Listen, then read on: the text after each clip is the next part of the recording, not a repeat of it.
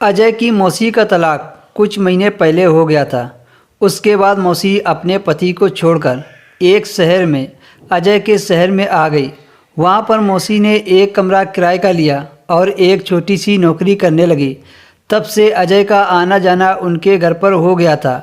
उन्हें किसी भी चीज़ की मदद होती तो वह अजय को फ़ोन लगा देती थी। अजय अपनी मौसी के साथ खूब हंसी मजाक करने लगा। एक दिन की बात है, मौसी की अचानक तबीयत खराब हो गई। दरअसल मैं बताना भूल गया, अजय की मौसी का नाम सरिता है। सरिता की जब तबीयत खराब हुई तो सरिता ने अजय को फ़ोन किया। अजय सरिता को लेकर डॉक्टर के पास गया और उन्हें दवा दिलाकर ले आया। डॉक्टर ने उन्हें बेड रेस्ट के लिए बोला था और 2 दिन तक अजय को अपनी मौसी के पास रहना पड़ा। 2 दिन तक तो अजय ही दवा खिलाता रहा और उनके सारे काम करता था। एक दिन मौसी ने अजय को बाज़ार से सब्जी लाने को कहा। अजय बाज़ार से सब्जी लाया।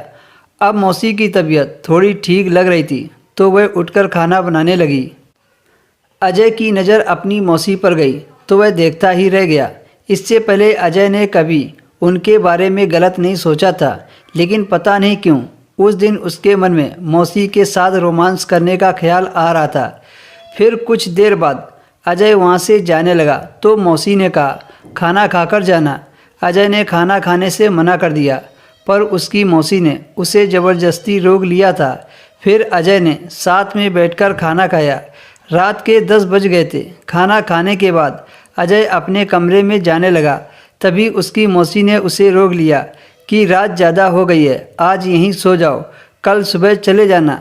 फिर अजय ने सोचा मौसी की तबीयत सुबह तक और ठीक हो जाएगी, रुक जाना ही ठीक है। अब मौसी का तो एक ही कमरा था। अजय भी उसी कमरे में सो गया। लाइट ऑन थी, इस कारण से उसे नींद नहीं आ रही थी।